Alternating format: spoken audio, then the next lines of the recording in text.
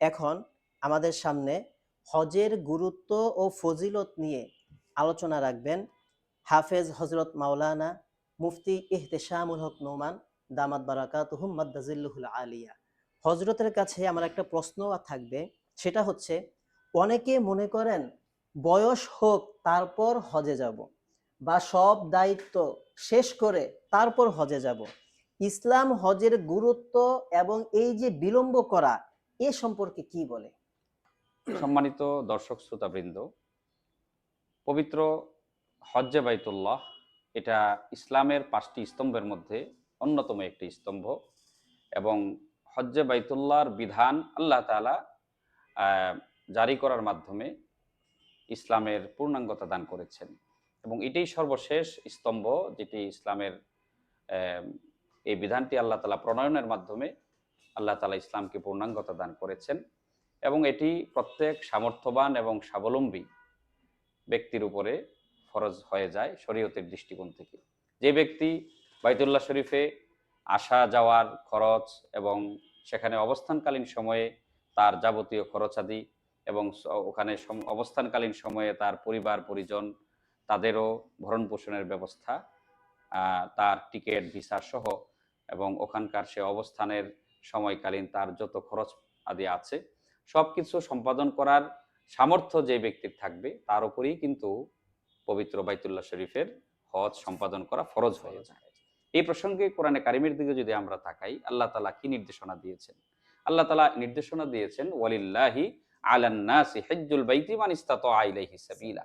এই আয়াতের মাধ্যমে আল্লাহ তাআলা কিন্তু পবিত্র বাইতুল্লাহ শরীফের হজের সামর্থ্যবান ব্যক্তিদের উপরে হজের বিধান এবং ফরজিয়তের বিষয়ে আল্লাহ তাআলা দিক নির্দেশনা দিয়েছেন। তাতে করে সুস্পষ্ট হয়ে গেছে যে যে ব্যক্তির উপরে হজ ফরজ হয়ে যায়, ফরজ হওয়ার পরে সেই ব্যক্তি হজ পালন থেকে বিলম্ব করাটা এটা চরম ধৃষ্টতার সমতুল্য এবং কবিরা গুনাহের সমতুল্য। কারণ একটি হাদিসের দিকে যদি আমরা তাকাই, এই ব্যাপারে রাসূলুল্লাহ সাল্লাল্লাহু আলাইহি ওয়াসাল্লামও ওনার যে পবিত্র ইরশাদ রয়েছে, যেটা থেকে একজন হজ ফরজ হয়ে গেছে এমন মুমিন যে ব্যক্তি রয়েছে তার কি অশুভ এবং ভয়াবহ পরিণতি হয়ে থাকে সেই বিষয়ে রাসূলুল্লাহ সাল্লাল্লাহু আলাইহি ওয়াসাল্লাম খুব হুঁশিয়ারি বাণী উচ্চারণ করেছেন। আল্লাহ রাসূল সাল্লাল্লাহু আলাইহি ওয়াসাল্লাম বলেছেন, মান লাম ইয়ামনাহু মিনাল হাজ্জি হাজাতুন যাহিরাতুন আও সুলতানুন জাইরুন আও মারাদুন হাবিসুন ফামাতা ওয়া লাম ইয়াহুজ্জা ফালইয়ামুত ইনশা ইয়াহুদিয়ান ওয়া ইনশা নাসরানিয়ান।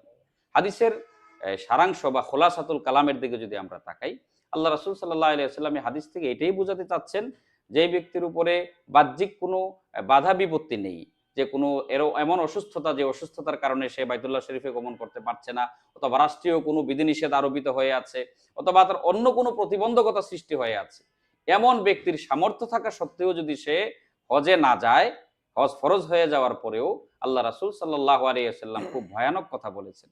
তিনি বলেছেন যে আমি এই দায়িত্ব নিতে পারবো না, চাই সে ইহুদি হয়ে মরুক অথবা নাসারা হয়ে মরুক, খ্রিস্টান হয়ে মরুক। এটা কিন্তু একজন মুমিনের জন্য অনেক বড় সতর্কবাণী এবং ভয়াবহ কথা। এজন্য যে ব্যক্তির উপরে হজ ফরজ হয়ে যায় তার উচিত কাল বিলম্ব না করে সাথে সাথে হজের সমস্ত ফর্মালিটিস গুলো মেনটেন করে আগে ভাগে রেজিস্ট্রেশন করে প্রাক নিবন্ধন নিবন্ধন যে ধাপগুলো হয়েছে, এখন তো হজের জন্য অনেক নতুন নতুন নিয়ম চেঞ্জ হচ্ছে আস্তে আস্তে ধারাবাহিকভাবে। তো এই নিয়মগুলো মেনটেন করে আগে থেকেই সে হজের প্রিপারেশন নিবে। কেউ যদি 2027 সনে হজ করতে চায়, সে এখন থেকেই তাকে প্রস্তুতি নিতে হবে এবং ওইভাবেই তাকে মেন্টালি তার সেটআপ সামনে তাকে দাঁড় করাতে হবে। তো আল্লাহ পাক রব্বুল আলামিন যেন যার উপরে হজ ফরজ হয়ে গেছে তাকে যেন ফরজ কাজে বিলম্ব না করে অনতি বিলম্বে হজ আদায় করতে পারে, সেই তৌফিক যেন আল্লাহ তাআলা দান করেন। তার পাশাপাশি যে প্রশ্নটি আপনি করেছেন সেই প্রশ্নটির যদি আমি এভাবে একটু ব্যাখ্যা করি, যে আমাদের মধ্যে অনেক ভাইরা এটা মনে করেন যে হজ্জে বাইতুল্লাহ আমার উপরে হজ ফরজ হয়েছে, এটা বুঝেন, অনুধাবনও করেন, মাশাআল্লাহ। কিন্তু চিন্তা করছেন যে আমার মেয়েটা বিবাহের উপযুক্ত হয়ে গেছে, তাকে একটু বিবাহটা সেরে নেই, ছেলে বিবাহের উপযুক্ত হয়ে গেছে, তার ছেলের বিবাহটা আমি দিয়ে নেই, অথবা আমি বাড়ি ঘরের কাজ ধরেছি, আমি একটু কাজটা শেষ করে নেই, অথবা এখন তো আমার বয়স হয় নাই, আমার একটু বয়স হয় না, বৃদ্ধ হয়ে গেলে বা একটু বয়সের যখন আমি পরিণত বয়সে পৌঁছবো তখন আমি হজ করব। না ভাই, এটা কিন্তু কোনোভাবেই ইসলামী শরীয়ত এলাও করে না। আপনাকে ফরজ শরীয়তের ফরজ বিধান ফরজ হয়ে যাওয়ার সাথে সাথে কাল বিলম্ব করার কোনো সুযোগ নাই। যেমন ধরেন আপনার উপরে নামাজ ফরজ হয়ে গেছে, আপনি কি এখন এই কথা বলতে পারবেন যে এখন আমার উপরে জোহরের নামাজ ফরজ হয়েছে, আমি জোহরের নামাজটা এখন না পড়ে আমি রাত্রে পড়ে নিব?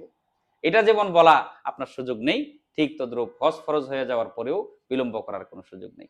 আল্লাহ তাআলা, আল্লাহ পাক রব্বুল আলামিন আমাদের সবাইকে হজ ফরজ হয়ে যাওয়ার সাথে সাথেই যেন আমরা বাইতুল্লাহ শরীফে হাজিরা দিতে পারি এবং আল্লাহর ঘরের মেহমান হতে পারি, সেই তৌফিক যেন আল্লাহ তাআলা আমাদের সবাইকে দান করুন। আমিন।